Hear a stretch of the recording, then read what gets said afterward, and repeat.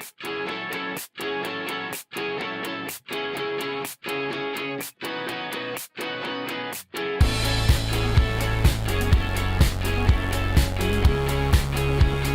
avons ce matin le plaisir d'accueillir une personne particulièrement singulière, Stéphane Rostin, qui est directeur de recherche au CNRS. Il est le premier archéologue français à se dédier à l'Amazonie depuis plus de 30 ans et fait aujourd'hui partie des très rares chercheurs d'Europe de sa profession, spécialisés sur pourtant la plus grande forêt tropicale du monde. Il a organisé plusieurs projets interdisciplinaires et internationaux, et depuis 1988, il est à la direction de plusieurs programmes de recherche archéologiques, interdisciplinaires, que ce soit en Guyane, au Suriname, en Équateur, Uruguay et dans l'île d'Aruba. Ces travaux ont radicalement changé le regard que l'on avait sur le monde précolombien d'Amazonie. Il est membre de comités de direction d'une dizaine de revues internationales, l'auteur de près de 300 publications, ainsi que de nombreuses expositions et conférences. Son dernier ouvrage, destiné au grand public, est sorti en 2017, Amazonie, les 12 travaux des civilisations précolombiennes.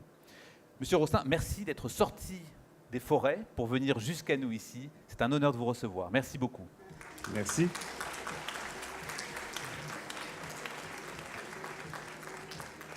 Bonjour et merci de me recevoir. Je vais vous parler d'un sujet que vous connaissez peut-être pas très bien, alors que vous devriez le connaître. C'est d'ailleurs une des choses sur lesquelles je me bats, c'est qu'on nous apprend toute l'histoire de la colonisation et la décolonisation de l'Afrique, mais on n'enseigne jamais, enfin moi je n'ai pas le souvenir d'avoir eu, ni en primaire ni au collège, de cours sur les territoires actuels ultramarins de la France, comme la Guadeloupe, la Nouvelle-Calédonie ou la Guyane. Et c'est un peu dommage de ne pas connaître notre territoire complètement. Surtout que dans le cas présent, la France est le dernier pays d'Europe à posséder encore un territoire sur le continent américain.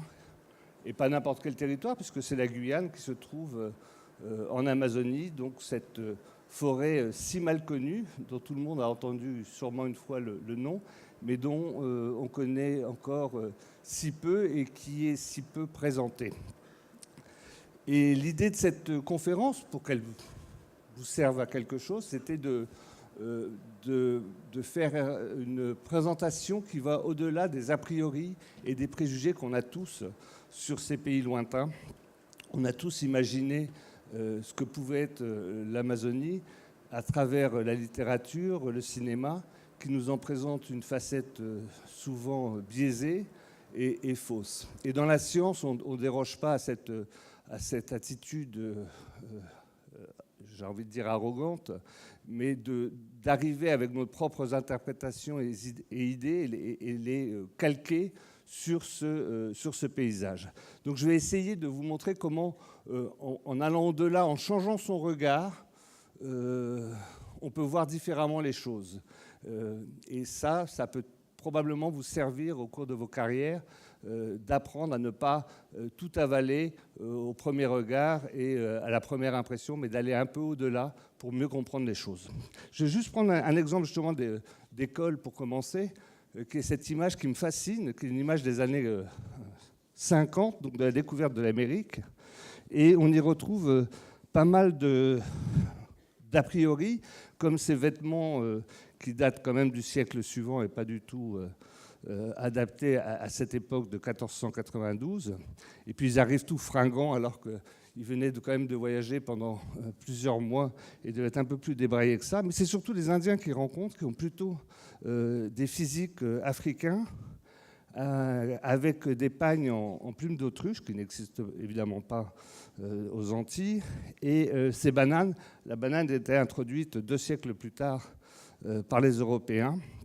Et donc c'est l'image qu'on véhicule de ce nouveau monde avec tous les a priori les plus arrogants qu'on peut avoir. Et vous avez peut-être vu hier un reportage qui est sorti sur la télévision, puisqu'on a découvert encore un groupe isolé d'Amazonie grâce à un drone. Alors évidemment, ça excite énormément les journalistes. Un drone qui découvre des Indiens perdus.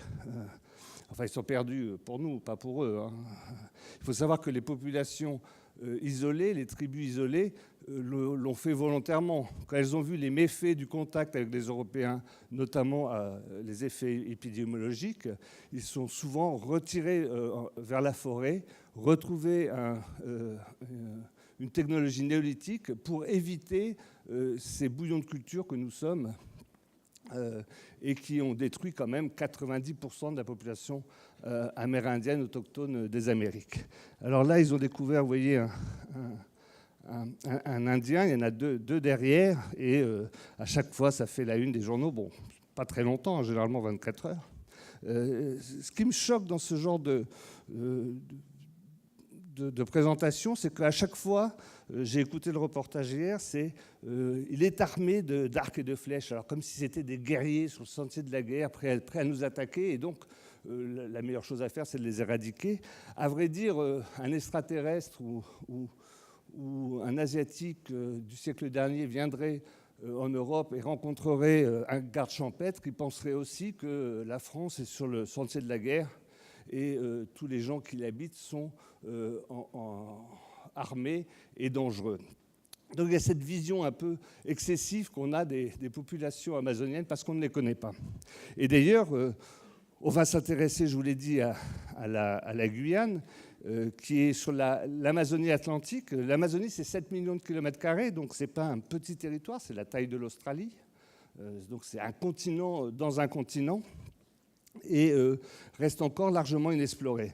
Donc nous, on va s'intéresser à un petit territoire là-dedans, qui est la Guyane, avec 82 000 km², qui reste encore largement inexploré encore, et qui est présenté en France, mais aussi là-bas, en métropole, mais aussi là-bas, comme un territoire découvert par les premiers colons. Il y a toujours cette habitude de dire l'Amérique a été découverte en 1492. Bon, elle existait avant cela. C'est comme si on disait que la France a commencé en 52 avant Jésus-Christ, au moment de la guerre d'Alésia. Avant ça, ça n'existait pas. Il y avait des gens qui habitaient en Amérique du Sud depuis 10 000 ans, voire 20 000 ans. Et l'Amazonie était aussi occupée depuis plusieurs millénaires, et on était face à des populations qui connaissaient leur territoire bien mieux que nous. Donc vous voyez, sur un livre des années 30, on dit que la Guyane commence en 1635. Dans les livres de classe actuels, pour parler de la période précolombienne, qui est toujours rejetée dans les premières pages, quand il y a une ou deux pages sur la période précolombienne, les 10 000 ans de période précolombienne, on peut être heureux, mais c'est toujours la sauvagerie. Regardez sur ces illustrations d'un livre de classe actuel, on voit que la pierre, donc c'est l'âge de la pierre, c'est avant la civilisation qu'il y a des gens. Et alors pour forcer un peu ce côté sauvage, archaïque, on va montrer des images en noir et blanc, des images du début du siècle dernier, ou des gravures, donc pour montrer l'archaïsme de ces populations.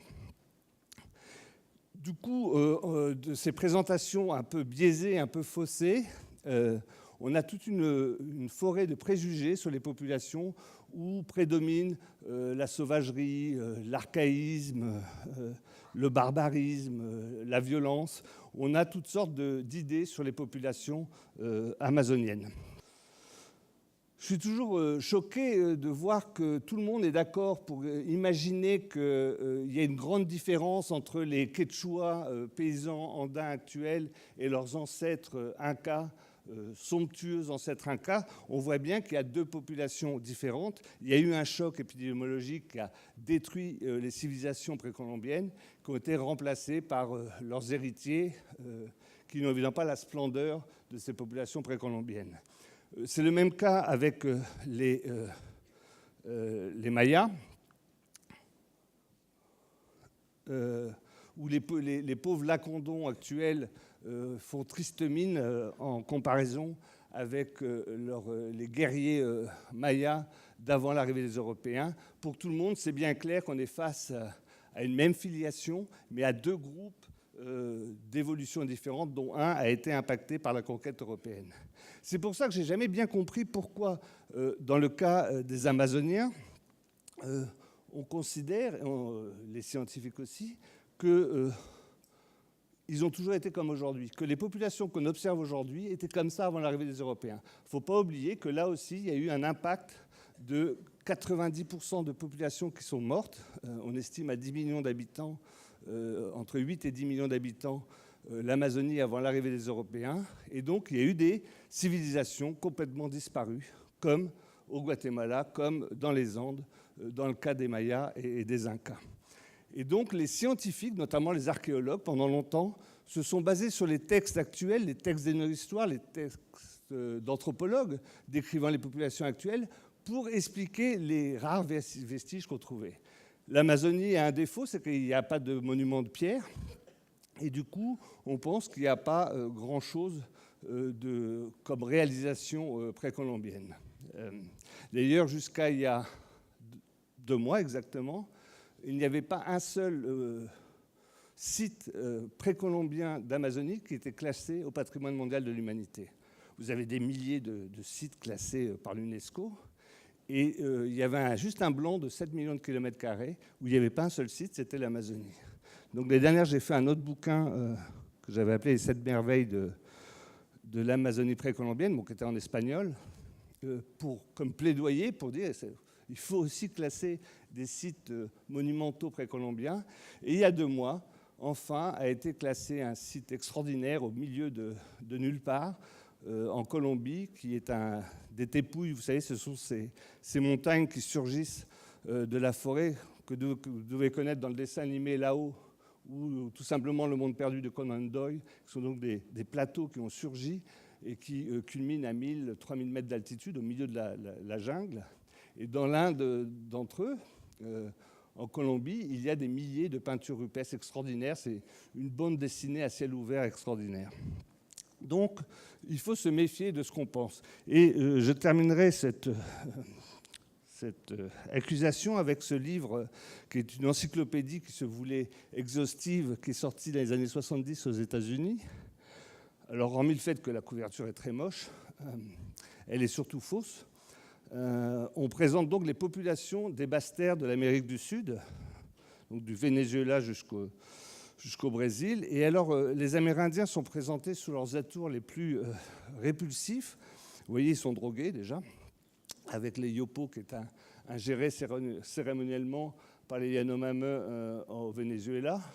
Ils sont évidemment sauvages et barbares, puisqu'ils font des têtes réduites, comme les Jivaros du Pérou et de l'Équateur. Quant aux populations métisses africaines du Brésil, elles ne valent pas mieux, puisqu'ils sont tout juste bons à danser, et encore, si on peut appeler ça danser. Finalement, la civilisation, elle est très réduite. On la trouve à São Paulo et en Uruguay. Et j'aime beaucoup ce qu'ils ont choisi pour représenter la civilisation, c'est un casino et un chauve. Moi, je suis très civilisé, vous pouvez le voir. Mais il y a cette vision un peu supérieure, assez agaçante, qui perdure, non seulement dans le public, mais comme je vous le dis, aussi dans le milieu académique. Et c'est peut-être celle-là qu'on va essayer de franchir aujourd'hui avec les quelques minutes qui me restent. Alors, l'Amazonie, je vous l'ai dit, c'est 7 millions de kilomètres carrés. Elle s'étend sur 9 pays. Elle prend une grande partie du Brésil, le Pérou, la Bolivie, l'Équateur, la Colombie, le Venezuela et les 3 Guyanes, un peu moins connues, Guyana, Suriname et Guyane française.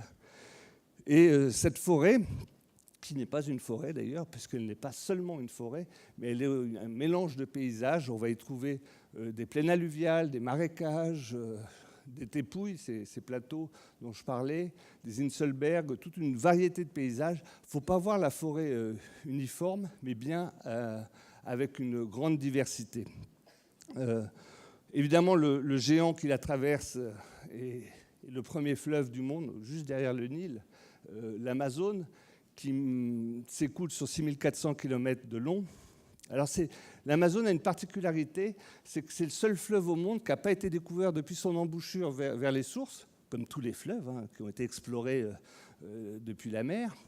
Non, il a été découvert depuis ses sources, dans les Andes, par erreur, j'ai envie de dire, par inadvertance, vers l'Atlantique. En 1541, il y a une expédition qui est partie de Quito, en Équateur, pour chercher le pays de la cannelle, à l'est. Et ils sont partis, ils se sont perdus, mourant de faim. Ils ont descendu le fleuve en attendant d'arriver à un endroit.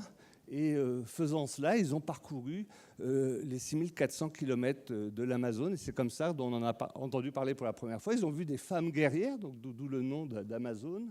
Et ils ont rencontré plein de populations, des villages de plusieurs milliers d'habitants qui avaient disparu 50 ans après.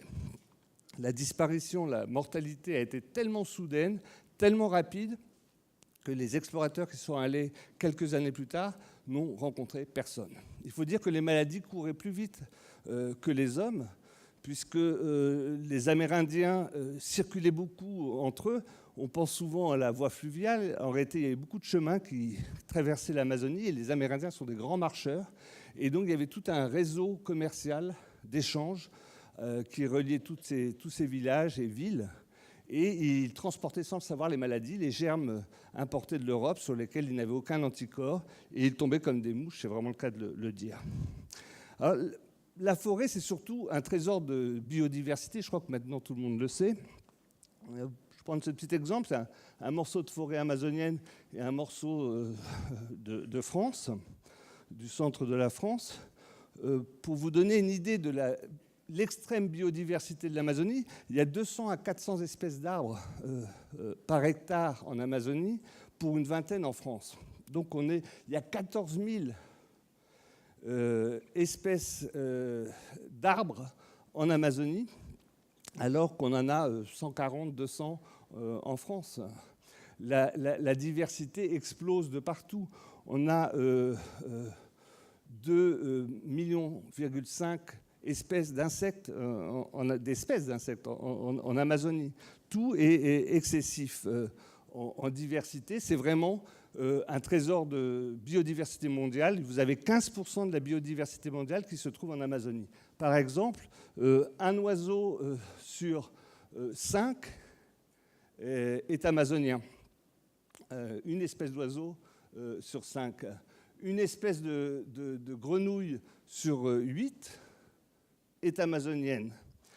Un mammifère sur 11 est amazonien. Et enfin, un serpent sur 15 est amazonien. Donc vous voyez que l'Amazonie recèle une biodiversité très forte, et ça se retrouve un peu partout dans les sols. Les sols sont aussi très divers. Les maladies, toutes les tropiques, on l'oublie souvent, on voit les tropiques comme destructrices, mortelles pour nous. En réalité, les tropiques sont des fontaines de jouvence, puisqu'elles développent beaucoup de formes de vie différentes, mais aussi des formes de cellules, bactéries, virus, qui pour nous, évidemment, sont souvent mortels, mais qui sont preuve de vie et d'effervescence de diversité. Donc, il ne faut pas les voir comme des destructrices, mais au contraire comme des créatrices. Et d'ailleurs, une grande partie, j'ai fait il n'y a pas très longtemps un état des grands lieux de domestication des plantes à travers le monde. Il y en a une quinzaine, 14 exactement. Et sur ces 14, il y en a 11 qui sont sous les tropiques. Et sous les tropiques, ce n'est pas une ou deux espèces de plantes qu'on a domestiquées, mais en Amazonie, on vient de démontrer qu'il y a eu plus de 85 espèces végétales qui ont été domestiquées sous l'Amazonie, en comparaison de 2 ou 3 en Mésoamérique, 2 ou 3 au Moyen-Orient. On est vraiment dans des lieux de création et de créativité. Donc cette diversité doit rester toujours présente à l'esprit. Elle a un petit désavantage, dans mon cas, c'est que puisque le public en parle beaucoup, on en parle beaucoup au public, elle a un peu éclipsé une autre diversité tout aussi importante que j'appelle l'ethnodiversité, puisque cette grande diversité de vie se retrouve aussi chez les humains, puisqu'on a encore aujourd'hui entre 200 et 300 ethnies différentes, langues différentes en Amazonie. Je parle de langue, pas de dialecte, qui appartiennent à 80 familles linguistiques. Alors par comparaison, je ne sais pas, en Europe, on a quoi, une trentaine de langues, 4-5 familles linguistiques. Sur une superficie égale, on a tout de suite beaucoup plus... Et c'est le cas sous toutes les tropiques. En Nouvelle-Guinée, vous avez 600 langues différentes. Donc on a vraiment un dynamisme naturel et culturel très important. Il ne faut pas voir, comme on a tendance à le faire chez les Occidentaux, à séparer la nature de la culture. Et on va voir dans cet exposé qu'en réalité, nous faisons partie de la nature. Et la nature a, depuis 2000 ans au moins, mais sûrement plus dans beaucoup d'endroits, a pris beaucoup de la culture aussi. Nous sommes vraiment intermixés, c'est pas français ça, nous sommes vraiment imbriqués avec culture et nature. Il faut essayer de séparer ce qui est naturel de ce qui est culturel. Je pense que notre monde est arrivé à un point où cette séparation n'a plus lieu d'être et au contraire plutôt négative dans notre mode de pensée. Là, c'est une mosaïque très simplifiée des grandes familles linguistiques de l'Amazonie. En réalité, comme je l'ai dit, il y a 80 familles. C'est beaucoup plus détaillé que ça. Donc, pour essayer de comprendre ce monde un peu particulier, ou encore où là, la mixité nature-culture est très forte, il faut peut-être sortir de nos a priori et des ornières qu'on a tendance à vouloir nous tracer, notamment durant notre éducation. J'ai toujours pensé que les gens qui étaient dans la norme pouvaient être d'excellents soldats, mais sûrement pas des meneurs. Et de temps en temps, il faut savoir sortir des ornières pour gagner une guerre. Et si tous les scientifiques étaient restés dans ces ornières, je pense que la Terre serait encore plate. Et il a fallu que quelques originaux sortent des sentiers battus pour ouvrir un autre entendement du monde et une autre compréhension des sujets d'étude. Pour cela, il faut aussi essayer de quitter nos yeux bleus et de se chausser de yeux noirs pour essayer de mieux comprendre ce que peut être l'humain dans une forêt tropicale humide, qui est bien loin des modes de vie que l'on connaît aujourd'hui. On a toujours tendance à penser que les Amérindiens, et les livres rabâchent cette idée, cultivaient la forêt de la façon la plus sommaire possible, c'est-à-dire ils coupaient quelques arbres, comme les sols sont très pauvres, très acides, ils les abonnaient en brûlant ces troncs qui fournissaient du charbon et nourrissaient un peu ces sols pour les rendre cultivables pendant quelques années, 6-8 ans. Et après, il fallait qu'ils ouvrent une autre parcelle et donc quittent leur champ pour ouvrir un autre champ. C'est cette fameuse agriculture itinérante, un peu basique, qui peut subvenir aux besoins de petits groupes, mais sûrement pas des grands groupes. En tout cas, on voit encore trop souvent les Amérindiens comme de simples locataires de l'Amazonie. Vous allez voir qu'il en est très différemment. De toute façon, pour couper à l'époque précolombienne des arbres en Amazonie avec une hache de pierre, il faut quand même se lever de bonne heure parce que les arbres sont très siliceux, extrêmement durs à couper. Alors j'ai essayé de couper des arbres à la hache de pierre, c'est terrible. Alors, j'ai réussi à couper un petit goyavier en 6 heures de temps, mais sûrement pas les gros arbres amazoniens qui culminent à 60 mètres d'altitude. Donc la technologie ne permettait pas cette itinérance si facilement, à vrai dire, et était plutôt contre-productive. Ils ont inventé d'autres systèmes agricoles beaucoup plus adaptés à ce milieu agricole, à ce milieu tropical, pardon. On sait que l'homme a forgé, a transformé les paysages à travers le monde depuis des millénaires et que son empreinte est restée gravée dans beaucoup d'endroits. Alors, c'est sûr, si je vous montre une image d'Amazonie, vous aurez un peu de mal à imaginer que la main de l'homme a pu mettre le pied là. En réalité, l'action de l'homme est encore gravée dans ces forêts. On a plus l'habitude de voir un paysage transformé comme le Midwest américain où tous les miles, vous avez une route. Donc, j'avais un ami qui a été élevé là-dedans et il me disait, pour aller à l'école, je savais très bien, quand je croisais telle route, que j'avais fait tant de miles et c'était très pratique d'être dans ce paysage mesuré, ordonné. De même, les rizières asiatiques, chinoises, sont clairement le résultat d'une action anthropique, tout comme les champs de thé chiliens ou même les paysages urbains du Danemark. En France aussi, on a des des paysages construits comme les jardins labyrinthes. Et parfois même, les humains ont créé complètement le paysage, comme par exemple à Dubaï, où ils ont créé des îles artificielles qui sont des réalisations totalement culturelles et pas du tout naturelles.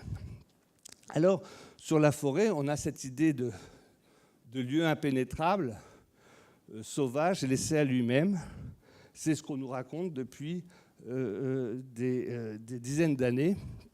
Et on est convaincu de ça. À tel point que quand j'ai voulu organiser de l'archéologie aérienne il y a 30 ans en Amazonie, on m'a tout de suite dit ça ne sert à rien. Tu ne verras rien avec la canopée, tu ne verras aucune trace humaine, ne le fais pas. C'est évidemment pas ce qu'il fallait me dire. Il faut toujours vérifier des assertions. Et je me suis dit, je vais quand même faire quelques survols. Et j'ai organisé des survols le long du littoral de Guyane, donc qui est une plaine côtière marécageuse. Il y a donc une plaine inondable qui est constituée d'un front de mer de mangroves. Et en arrière, vous avez des marécages séparés par des bancs de sable réguliers, qui sont, à vrai dire, des dépôts de plage, qui sont remplacés par les alluvions de l'Amazone qui se déposent, et donc qui créent un marécage. Et puis après, vous avez encore une plage qui se dépose, puis de nouveau des alluvions. Et donc, vous avez une progradation de la côte vers la mer, avec des anciennes plages qui se retrouvent, évidemment, parallèles au front de mer, au rivage, et qui créent les seuls endroits non inondables de cette côte extrêmement marécageuse, qui nous paraît à nous peu accueillante, puisque vous imaginez que vous avez toutes sortes de bestioles antipathiques qui traînent dans ces marais. Il y a des savanes tremblantes, par exemple. C'est des endroits où vous marchez dans l'eau jusque là, à peu près, et vous marchez sur un tapis de feuilles. Donc c'est comme si on marchait sur un lit d'eau, et c'est pas très stable. Mais de temps en temps, vous passez au travers, parce que vous avez encore une couche d'eau dessous, et là, vous ne remontez pas. C'est extrêmement désagréable, parce que c'est peuplé vraiment de sales bestioles. Il y a une expédition en 1763, une expédition d'un corps expéditionnaire militaire hollandais pour aller courir après les esclaves évadés. Ils sont partis à 1200, et un an plus tard, ils n'étaient plus que 60 à revenir. Donc c'est vraiment des lieux où on pleure pour sa mère. J'en ai de très mauvais souvenirs. Mais donc, vous voyez, il y a toutes sortes. Ce milieu est, de prime abord, malsain pour l'humain. Et il faudrait être fou pour s'y installer. Et encore plus fou pour y laisser des traces. Mais au cours de mes survols en ULM, j'ai découvert des milliers de structures, des petites buttes disposées un peu partout dans ces marécages. Et alors, elles avaient j'ai survolé plusieurs dizaines de kilomètres avec l'ULM et m'a été révélé un paysage complètement inconnu que j'ai soupçonné être anthropique, évidemment. Et c'est inconnu pourquoi ? Parce que les scientifiques de l'époque me disaient « Mais comment tu as fait pour trouver ça ? On a passé des années à étudier ces savanes et on n'a jamais rien vu. » Et c'est vrai qu'au sol, on ne voit pas grand-chose, on ne voit rien du tout. Mais cette photo, par exemple, vue du ciel, ça donne ça. Donc, il fallait changer un peu l'angle du regard, la perspective pour découvrir et chercher à découvrir quelque chose et non pas accepter ce que tout le monde disait depuis des années, comme quoi les Amérindiens n'avaient rien laissé. Parce qu'en effet, j'étais convaincu que ces buttes étaient le résultat d'activités précolombiennes. Alors par la suite, j'ai fait des tas de... Alors, ça vous paraît de la préhistoire, évidemment, avec le lidar ou les techniques actuelles, ce qu'on appelait l'interprétation stéréoscopique de photos, où avec des lunettes, vous pouvez voir en relief. C'est comme ça qu'on faisait les cartes il y a encore un siècle. Et c'est une façon extrêmement précise de voir le relief du paysage. Alors ça paraît archaïque, mais je peux vous dire que on arrive à découvrir vraiment des petites structures et des petites réalisations qu'on ne verrait pas et qu'on ne voit toujours pas avec les images satellites. Donc ces vieilles images des années 40, 50, 60, ont encore beaucoup à nous apprendre par rapport à ce que nous apporte la lecture. Il ne faut pas croire que la technologie, c'est la panacée pour tout. Moi, je vois des étudiants actuellement en archéo. Il y a eu au départ les premiers images Landsat, tout le monde ne parlait que de ça. Après, il y a eu le SIG, c'était la solution miracle à tout. Aujourd'hui, c'est le LIDAR. Mais ce ne sont que des outils. Et un outil, c'est comme une truelle, hein. Ça ne vous apporte rien. Il faut savoir d'abord, et c'est de plus en plus compliqué, le manipuler, l'outil.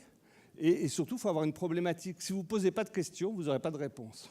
Ce n'est pas l'observation qui vous donne des réponses. C'est vraiment de réfléchir, de questionner ce que vous voyez. Donc, quel que soit l'outil, il faut l'adapter à vos interrogations. Toujours est-il que ces structures avaient toutes sortes de formes et étaient localisées dans des endroits bien, bien spécifiques, comme vous pouvez le voir. Alors, ce sont des milliers et des milliers de structures. Et donc, j'ai émis l'hypothèse que c'était les Amérindiens qui avaient cultivé, pour cultiver dans des milieux inondés, il faut surélever un peu, et avaient fait donc des petits champs de culture dans ces milieux inondés ou inondables. Et donc, c'était l'hypothèse très soutenue que j'avais à l'époque. Alors, pour pouvoir vraiment solutionner, dans les années 80, c'était difficile de répondre à beaucoup de questions. Donc, j'ai refait un projet dans les années 2000, où là, avec un collègue écologue, Dol Mackay, de l'Université de Montpellier, donc on a mélangé l'écologie et l'histoire, on peut dire, en posant la question, quels sont ces buts? Que sont ces buts? Et là, on a convoqué toute une cohorte de chercheurs, donc une recherche interdisciplinaire. Alors, l'interdisciplinarité, ce n'est pas aller téléphoner à un botaniste pour lui demander c'est quoi cette fleur. C'est vraiment faire un questionnement commun, et chacun, avec sa méthodologie et ses outils particuliers, apporte des éléments de réponse. Il faut vraiment que tout le monde soit impliqué dans ce travail, et ce n'est pas un grand Manitou qui décide quelle sera la question qui l'intéresse, et tout le monde doit participer à la réponse. Non, c'est vraiment un travail en commun et d'échange, et c'est comme ça que l'interdisciplinarité peut être productive et utile. Alors, par exemple, on a eu des archéobotanistes, des pédologues, des anthropologues, des géographes, des écologues, des archéologues, et puis même des spécialistes de l'imagerie aérienne. Et au bout du compte, on a eu quelques réponses, parfois un peu surprenantes. La première question était de montrer que c'était, parce qu'on m'a longtemps accusé de folie, alors je ne vais pas nier l'accusation, mais on me disait, c'est pas possible que des Indiens aient pu faire ça. Il y a toujours ce racisme derrière. Donc, tu as tort. Parce qu'il existe, c'est vrai, des phénomènes de bosses naturels à travers le monde, et notamment en Amérique du Sud. Vous en avez quelques exemples ici, qui sont provoqués par toutes sortes de phénomènes. Ça peut être des phénomènes racinaires, des phénomènes d'argile, des montmorillonites, des argiles gonflantes, ou alors les fourmis, les termites. Là devant, vous avez des fourmis en Uruguay.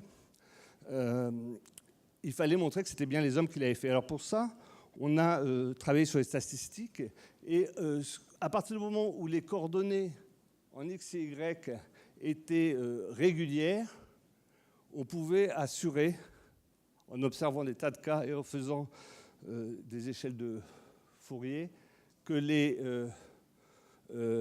structures étaient bien faites par les hommes. Je vais aller un peu vite. Le territoire de ces champs surélevés, on les reconnaît jusqu'au Guyana, jusqu'à l'est du Guyana, où ils sont un peu différents, puisqu'ils sont le long des rivières.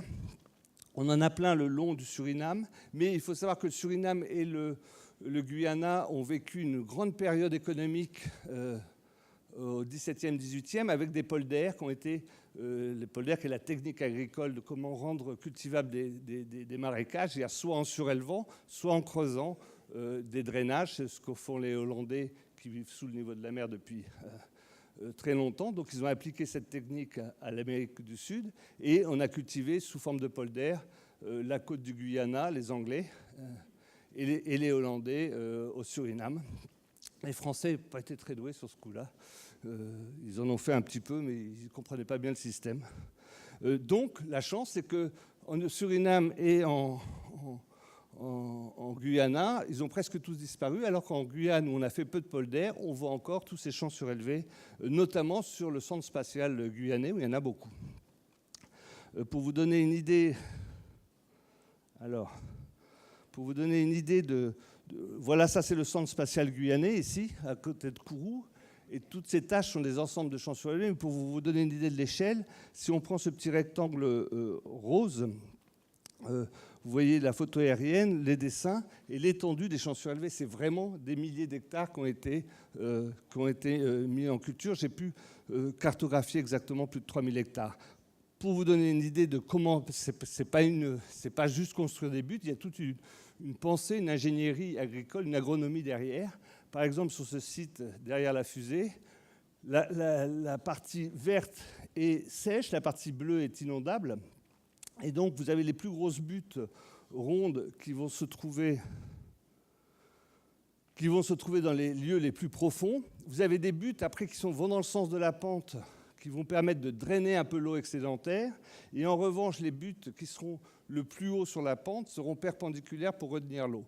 Donc, il y a toute une pensée de construction qui nous échappe souvent, mais qu'on commence tout juste à essayer de comprendre. Et pour construire ces buttes, ce n'est pas la terre des fonds des marécageux qui a été prise, parce qu'elle est pleine de sulfure et ce n'est pas bon. Ils ont raclé tout le niveau l'humus des zones sèches, qui sont donc les terres les plus riches de la région. Donc voilà le site en question. Alors, je vais passer sur les études des sciences de la terre, de perméabilité. Je vais juste prendre deux petits exemples parallèles. On a fait du carottage dans des tourbières à côté des champs surélevés. Et on s'est aperçu, on a toujours dit que les Indiens, et comme aujourd'hui, ont brûlé les savanes, comme ils le font d'ailleurs encore au Venezuela. Et donc, les savanes sont brûlées. C'est vrai qu'il y a des dizaines d'hectares qui sont brûlés chaque année en Guyane. En réalité, on s'est aperçu sur la carotte, c'est une carotte de 2000 ans, que les feux de savane ont commencé en 1500, c'est-à-dire avec la colonisation. Avant ça, il n'y avait pas de feux de savane. Les Indiens maintenaient la savane hors feu, contrôlaient les incendies, ce qui est un peu logique. Si on cultive, on ne va pas foutre le feu sur ces cultures. Mais donc, il y avait un contrôle réel des incendies, parce que les incendies ne sont pas toujours provoqués par l'homme, mais sont aussi le résultat de phénomènes naturels. L'orage, par exemple, provoque des incendies de savane.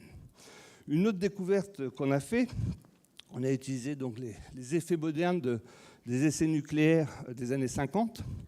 Les essais nucléaires nord-américains et français ont laissé sur l'ensemble du globe terrestre une couche homogène de césium-137. Et donc on s'est amusé à calculer ces taux de césium dans les savanes et sur les buttes. Et on s'est aperçu que sur le sommet des buttes, il y avait beaucoup de césium et il était très profond. Donc il y avait eu beaucoup de bioperturbations qui avaient enfoncé ce césium. Au pied des buttes, il y avait beaucoup de césium, mais il n'était pas très profond. Donc c'était, à vrai dire, l'érosion qui avait accumulé le césium au pied des buttes. Et dans le reste des savanes, il y avait beaucoup moins de césium et il était peu profond. À vrai dire, la bioperturbation, l'érosion sur les buttes est tellement puissante que cette couche de césium qui devrait être uniforme a été fortement perturbée, changée par différents éléments naturels. On a aussi daté les buttes pour prouver qu'elles étaient précolombiennes grâce au paléosol qu'on trouve sous ces buttes, donc qui date la construction de ces buttes qui ont entre 800 et 1000 ans. Ça tombe bien puisque les fouilles archéologiques qu'on a fait à côté ont donné les mêmes types de datation. Et puis la question à $1 million, c'est évidemment de savoir ce que les gens cultivaient sur ces champs surélevés. Alors je dois avouer que j'ai mis un indice dans la photo là. Puisqu'on a toujours dit que c'était les civilisations du manioc qui, comme aujourd'hui, existaient principalement en Amazonie. Alors c'est pratique le manioc parce que ça, c'est pas une plante suffisante pour sustenter des grandes populations. Donc ça va dans le sens de communautés tribales, petites, etc. Alors que le maïs, c'est bon pour les Mayas, les Aztèques, les grandes sociétés. Eh bien oui, à vrai dire, on a trouvé beaucoup de maïs. Et donc, il y a eu une civilisation du maïs en Amazonie avant l'arrivée des Européens qui a disparu quasiment avec l'arrivée des Européens grâce aux phytolithes, qui sont les petits silices qu'on trouve dans les plantes, et aux grains d'amidon. Et ces plantes, on les a retrouvées sur ces espèces de grandes plaques à cuire qu'on a trouvées dans les sites archéologiques. On a trouvé évidemment un peu de manioc aussi et du piment sur cette grande plaque. Donc, ils mangeaient bien ce qu'ils cultivaient, ce qui pourrait paraître évident, mais qu'il faut aussi démontrer. Donc on a des implantations d'agriculteurs qui sont sur ces plages dont j'ai parlé tout à l'heure, et en arrière, vous avez des champs surélevés. Vous avez quand même toute une organisation du paysage. Quand ils n'avaient pas ces plages pour occuper ces terres inondables, ils construisaient des monticules artificiels qui vont jusqu'à 300-400 mètres de diamètre. Et ils organisent tout le territoire autour, comme par exemple ici à l'ouest du Suriname, vous voyez que les lignes d'eau ne sont pas naturelles du tout, parce qu'elles sont parallèles, elles se croisent. Ce n'est pas un chevelu hydrologique normal, donc ça a été aménagé par l'homme, tout comme les monticules qu'ils ont construits, un au centre et deux de chaque côté. Les champs surélevés autour de ces structures d'habitat. Et pour connecter tout ce paysage, tout un réseau en forme de toile d'araignée de chemins creusés qui peuvent être empruntés à pied durant la saison sèche et circuler en pirogue en saison humide. Parce que parfois, vous avez très peu d'eau. Et donc, pour le tirant d'eau d'une pirogue, ça ne suffit pas. Donc, il faut faire des espèces de canaux sous l'eau pour circuler. Donc, vous voyez donc une gestion complète. La géographie que nous, on impose, on croit connaître de l'Amazonie est très différente de la géographie amérindienne. Un exemple tout bête, ici vous avez une carte faite par les Amérindiens du territoire Tirio, au Suriname. Et c'est juste l'inverse d'une carte européenne, là où vous avez pratiquement le plus de concentration de données, c'est sur les frontières, parce que nous avons un sens territorial très poussé. Ce qui est le contraire des Amérindiens, où le centre de la carte va être celui le plus dense, c'est celui qu'on connaît le mieux. Et plus on s'éloigne du centre de vie du territoire, on a de moins en moins de signes et on connaît de moins en moins. Et il y a un moment où on ne connaît plus, et donc ça n'appartient plus au territoire dans le sens amérindien du terme. Je voudrais terminer avec les fourmis, qui sont un des éléments essentiels de survie des champs surélevés, parce qu'il y avait quand même un thème qui me surprenait, c'était qu'ils avaient l'air très neufs, ces champs surélevés. Quand je les ai survolés, on a l'impression qu'ils avaient quelques semaines. Alors, il faut dire que la fourmi, c'est l'ennemi naturel de l'homme en Amazonie. Vous en avez 365 espèces répertoriées sur 5 hectares au Pérou, par exemple. Donc, vous avez vraiment beaucoup de fourmis. La biomasse des fourmis est énorme. Et vous avez parmi ces fourmis une espèce qu'on appelle la fourmi champignoniste, qui défiole, qui découpe les arbres.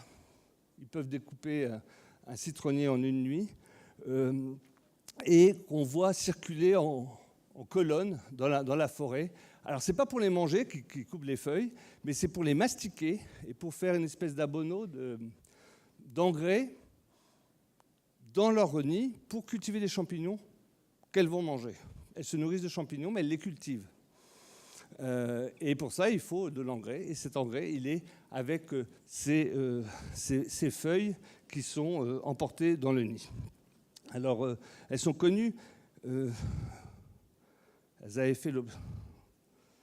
C'est pas là qu'il faut... Ça bug. Voilà. Elles sont connues, elles sont énormément redoutées par tous les paysans amazoniens.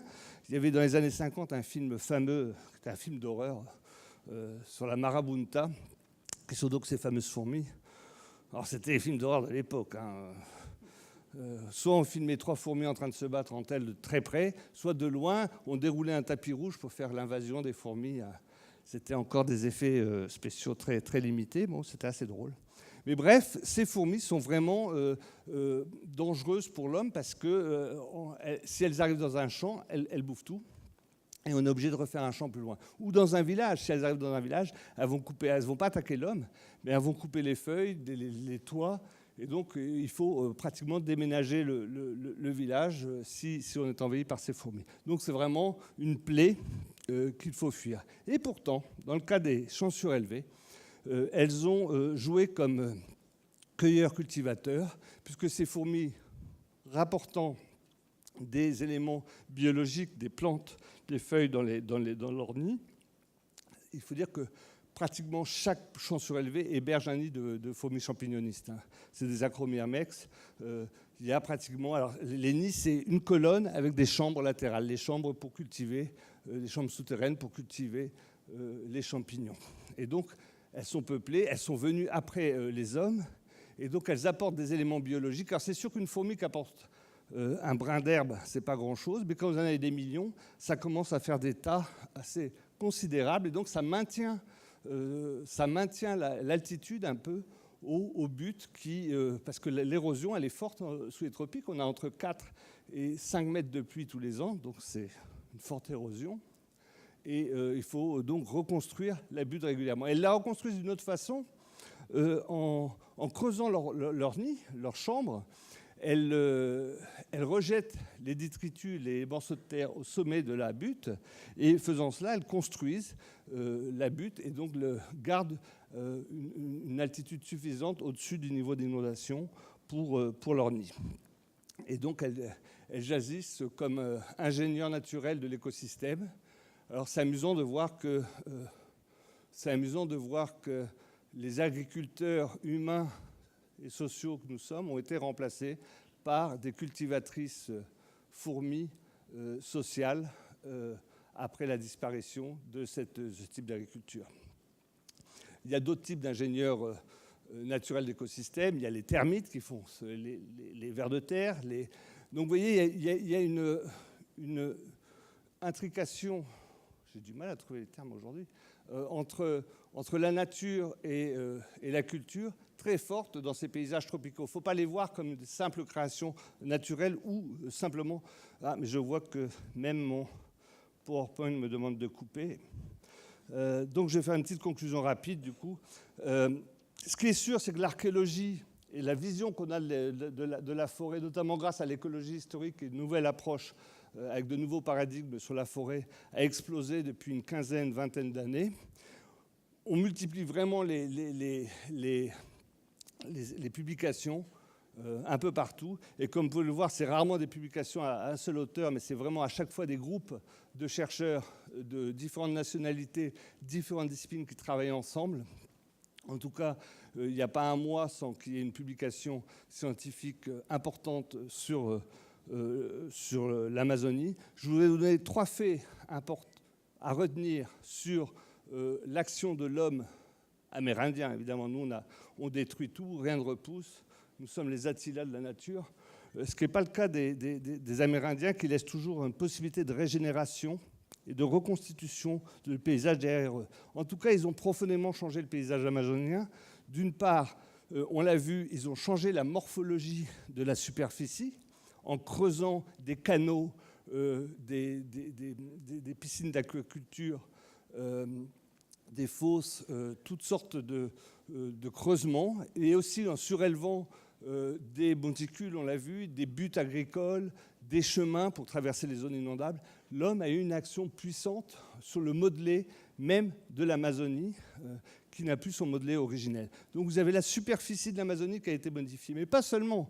Ils ont aussi transformé énormément le sous-sol. Et vous avez peut-être entendu parler de la fameuse terra preta, la terre noire, qui est une terre très noire, très fertile, une espèce de terreau, qui est la conséquence de très longues occupations, très denses au même endroit. Elle est remplie de charbon, de micro-ossements, de micro-tessons, de tous les rejets humains. Et sur des villages très, très étendus, qui ont vécu plusieurs siècles avec une grande population, il y a eu une transformation physico-chimique des sols qui sont transformés en terra preta. Et cette terra preta, elle est la conséquence directe d'une très forte démographie en Amazonie. Elle est actuellement utilisée vendue par les paysans comme terreau à d'autres, puisque les sols sont, je vous l'ai dit, naturellement pauvres. Donc on a une trace imprimée directement dans la terre par une trace des fortes occupations précolombiennes. Donc le sous-sol, la superficie de le sous-sol ont été changées, mais pas seulement. Ils ont aussi changé. Alors évidemment, on va trouver des sites archéologiques dans cette terra preta régulièrement. Et je dis pas seulement, puisqu'ils ont aussi changé la composition végétale de la forêt. Et ces changements perdurent, puisqu'ils ont favorisé certaines espèces. Ils ont empêché d'autres espèces, favorisé d'autres, pour que les espèces soient utilisables ou utiles à l'homme. Et autour d'un village amérindien actuel, comme dans le Haut-Xingu, par exemple, vous allez trouver beaucoup plus, jusqu'à 40% de plus d'espèces utilisables par l'homme, parce que c'est les hommes qui rejettent. Alors, un des grands disséminateurs humains, ce sont les enfants, qui mangent des fruits toute la journée, qui recrachent les pépins un peu partout. Ça favorise la repousse d'arbres. Les hommes aussi peuvent le faire volontairement en mangeant du cacao. Par exemple, les Nambikwara mangent le fruit du cacaoyer et avalent les pépins. Et vont après les déféquer à certains endroits pour favoriser des forêts de cacaoyer. Ce qu'on fait nous avec les cerises d'ailleurs, régulièrement. En tout cas, ils favorisent certaines espèces. Et les études récentes faites un peu partout en Amazonie montrent que plus on est proche d'un site archéologique, plus la composition végétale est le résultat d'une action humaine. Donc la forêt que l'on croit être primaire est en réalité favorisée, je ne veux pas dire construite, mais favorisée par les actions humaines, conscientes ou inconscientes. Donc il faut vraiment voir cette Amazonie comme une co-construction entre l'humain et la nature, et non plus simplement comme une forêt vierge. Merci.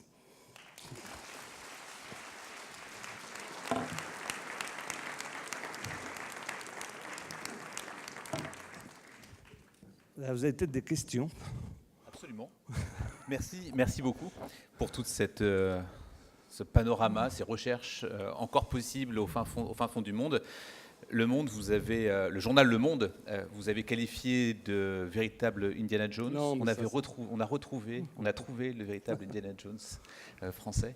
On est véritablement honoré de vous recevoir aujourd'hui. Nous avons des étudiants qui vont monter sur scène pour commencer des questions. D'accord. Et puis on va ouvrir évidemment la salle. Si vous voulez bien me rejoindre sur scène pour un échange, si vous voulez vous installer avec plaisir, avec nos 3 étudiants. Merci de venir. Allez-y, installez-vous.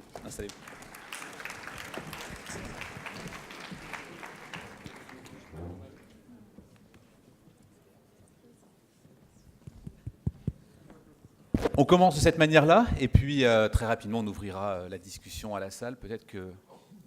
Essayez, Léa, pour voir. Plus fort. Toujours pas. Très fort. Non, mais... Donc bonjour, merci beaucoup pour cette conférence. Donc on va vous poser quelques questions et je vais commencer avec est-ce que les nouvelles technologies ont eu un impact dans vos travaux ou vos recherches ? Alors, plus que les technologies, j'aurais envie de dire les méthodologies de recherche qui se sont énormément affinées. Je parlais tout à l'heure, quand j'ai découvert les champs surélevés il y a 30 ans, il n'y avait aucune possibilité de les dater, de savoir les plantes cultivées. Et il faut dire que tout ce qui sont les archéosciences, l'archéométrie, sont les disciplines connexes de l'archéologie, c'est-à-dire l'archéobotanique, la géoarchéologie, toutes ces sciences du quantitatif appliqué à l'archéologie. On fait tellement de progrès qu'on arrive maintenant à déterminer sur des milligrains les plantes. Par exemple, les plantes ont des phytolithes qui sont des morceaux de silice qui ont une forme particulière selon l'espèce. Et cette silice, c'est du quartz, donc ça reste dans le sol, ça tombe déjà. Donc mieux que le pollen qui est un peu volant, les phytolithes peuvent être déterminés ayant une forme spécifique pour chaque espèce. Donc on arrive à retrouver, grâce à l'affinement de l'observation scientifique, on arrive à faire des progrès. Donc c'est plus que la technologie, je dirais, c'est la méthodologie qui s'est améliorée. On assiste d'ailleurs d'une façon assez paradoxale à une prise de pouvoir de tous les archéomètres, des gens qui mesurent sur les archéologues qui sont plutôt des organisateurs. Et maintenant, pour publier dans Science, Nature ou PNAS, c'est souvent les archéomètres qui dégainent très vite, mais qui ont une vision, je dirais, par le petit bout de la lorgnette.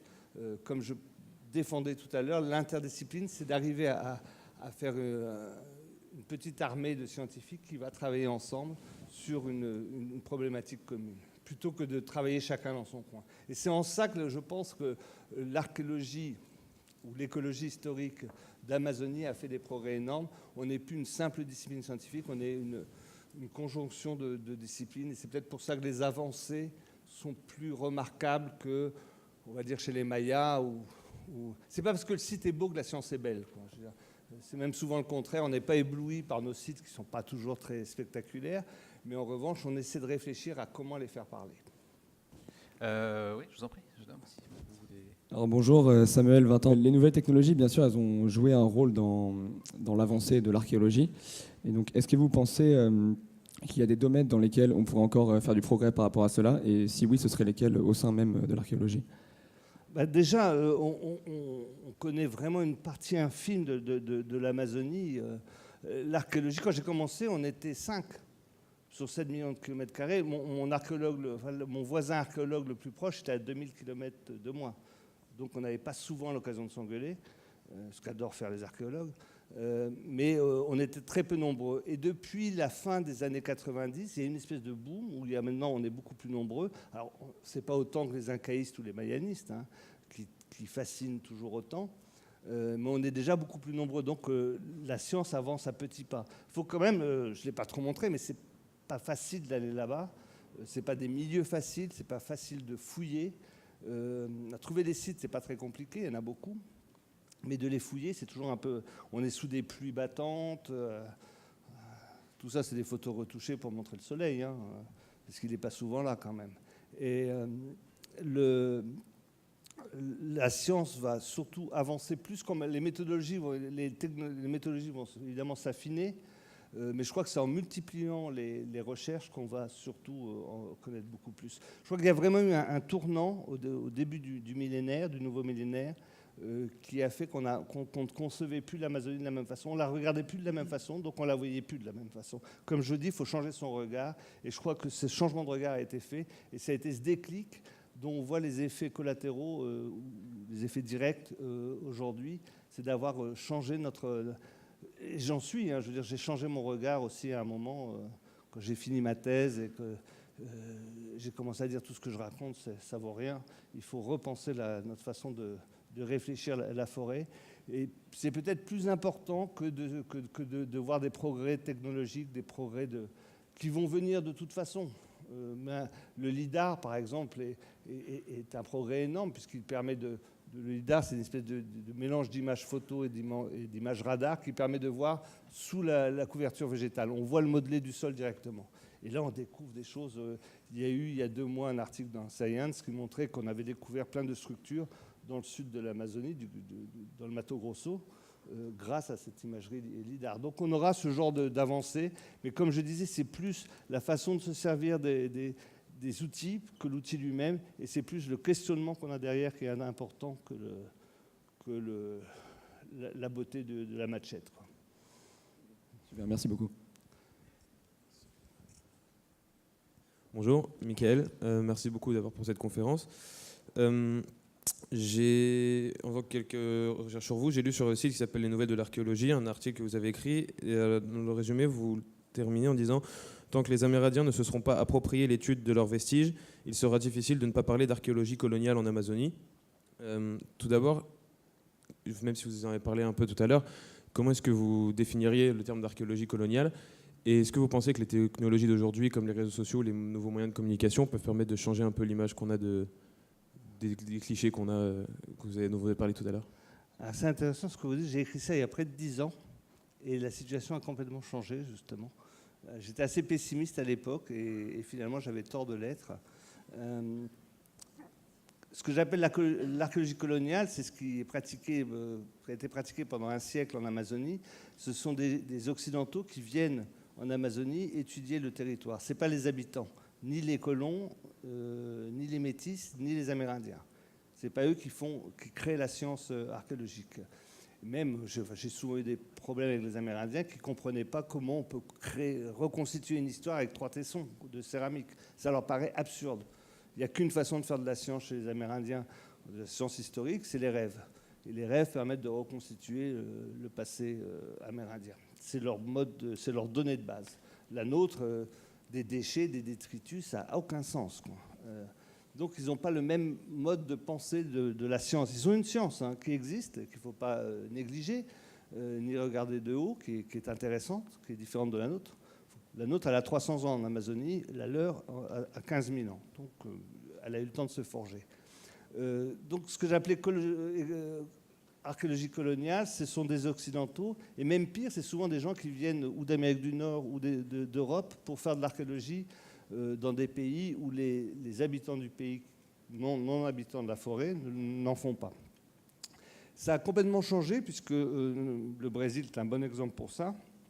Il y a des Brésiliens qui ont été obtenir des PhD aux États-Unis et ont commencé à former des écoles nationales d'archéologie sur l'Amazonie. Mon collègue Eduardo Neves, qui est un peu un pionnier là-dedans, et il y a vraiment une archéologie maintenant nationale.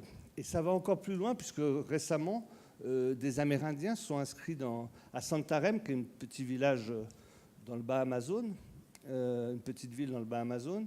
Il y a une université d'archéologie où les Indiens s'inscrivent. Et donc maintenant, les Indiens discutent avec les profs. Ce que vous dites, c'est n'importe quoi, c'est pas du tout comme ça. Donc ils apportent leur rapport, mais ils sortent de là avec un diplôme universitaire.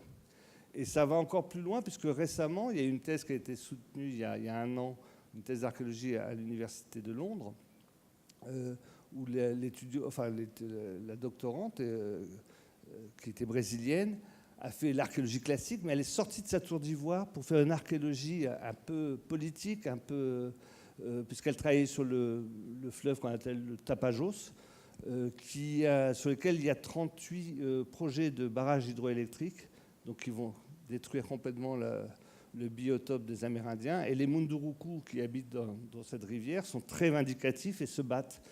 Et elle dit, on ne peut pas continuer, nous, archéologues, à récolter nos tessons sans faire attention aux gens actuels vivants. Et donc, elle a fait une archéologie qui implique en discours avec les Amérindiens, et donc les implique. Donc, ce que je voyais assez sombre, l'avenir sombre que je voyais il y a une dizaine d'années, est en réalité en train de s'éclairer. Et les Amérindiens, dans leurs revendications multiples et nécessaires, s'impliquent aussi dans la connaissance du passé et donc de l'archéologie, puisque c'est des sociétés sans écriture. Donc l'archéologie est la voie royale pour comprendre ce passé. Donc la situation a changé. Merci beaucoup. Merci à vous trois pour ces questions. On peut ouvrir les questions à la salle s'il y a des questions. Oui, juste devant vous.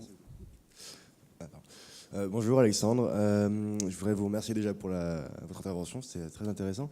Je me demandais si vous voyez ou s'il existait déjà des places en fait pour l'intelligence artificielle dans la recherche archéologique. Je pense notamment peut-être à la photogrammétrie pour la reconstitution de certains sites. Est-ce que c'est déjà le cas? Est-ce que c'est à venir? Il y a des tentatives à droite à gauche. Alors, il faut dire que l'enseignement de l'archéologie amazonienne en France est quasiment nul. Je suis le seul archéologue spécialisé au CNRS spécialisé sur l'Amazonie, donc j'ai assez peu d'étudiants quand même, puisque je n'enseigne pas directement. Donc il y a peu de vocations. En revanche, sur le Brésil, bon là ils sont dans une mauvaise passe, mais il y a eu un moment de boom au début du millénaire, où il y a de nouvelles approches qui sont créées. Alors sur ce sujet précis, je ne pourrais pas vous dire, mais je suis toujours, chaque fois que j'ai des contacts avec les Brésiliens, je suis surpris par l'université et la recherche brésilienne a vraiment fait un énorme pas en avant depuis 2000,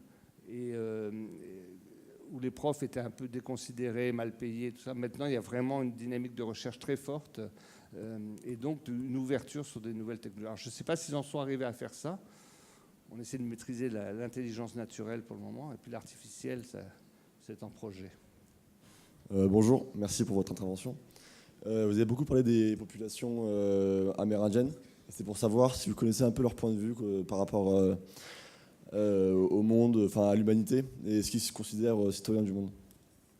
Oui, c'est intéressant ça, puisque quand il y a eu la COP 21, je défendais un peu l'idée on arrive toujours avec nos gros microscopes et nos gros sabots en disant c'est ça qu'il faut faire. Il ne faut pas oublier que c'est souvent nous qui avons provoqué des catastrophes.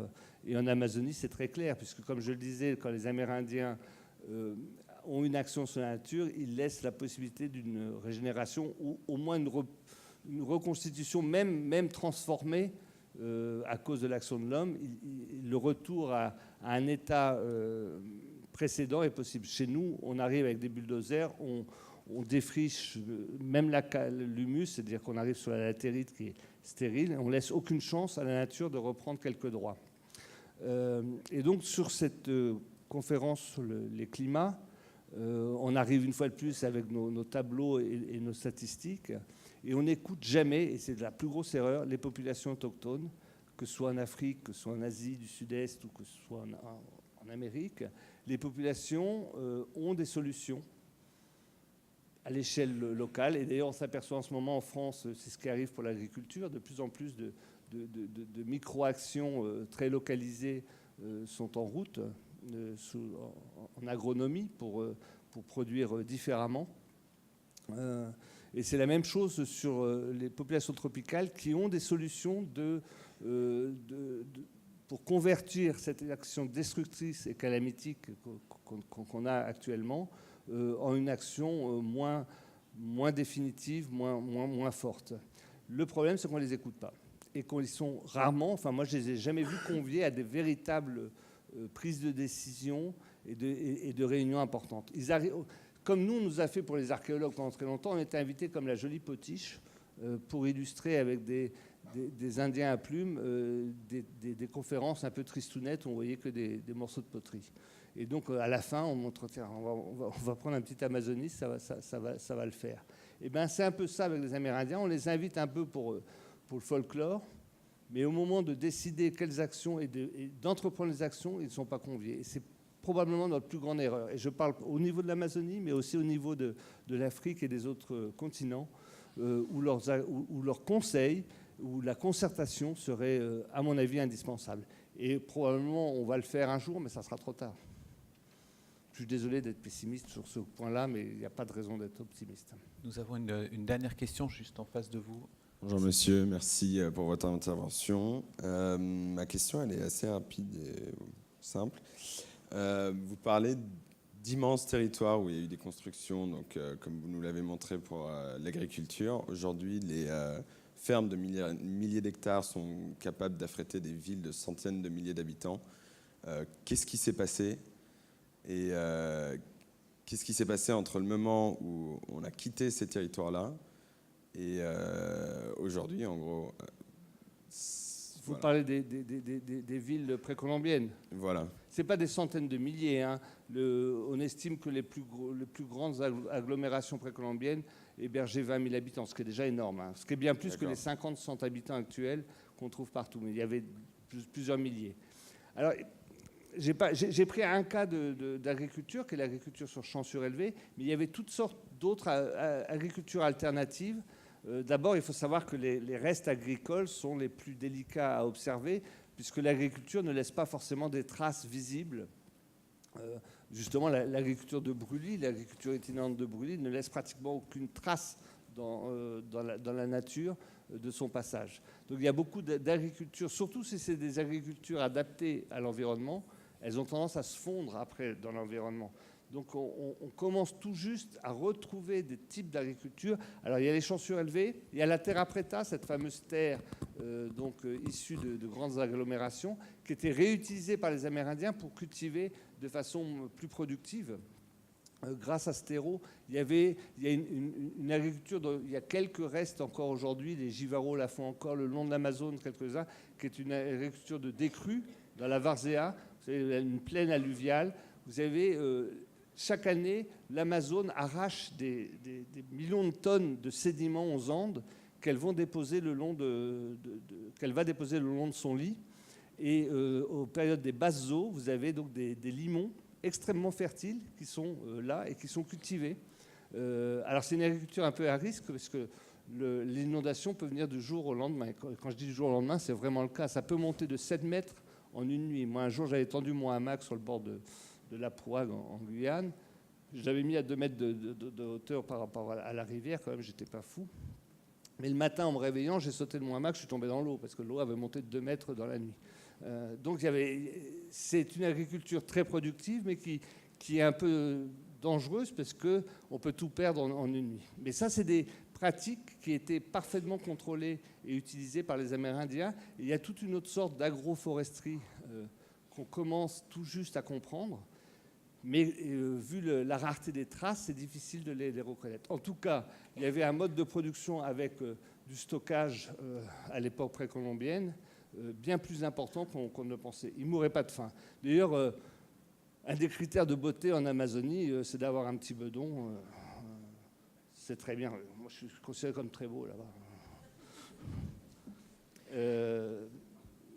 Là-dessus, on commence à découvrir tout ça en changeant notre regard, en regardant, on arrive à voir des choses. Mais c'est le début. Merci beaucoup infiniment, monsieur Stéphane Rostin, d'être venu parmi nous aujourd'hui.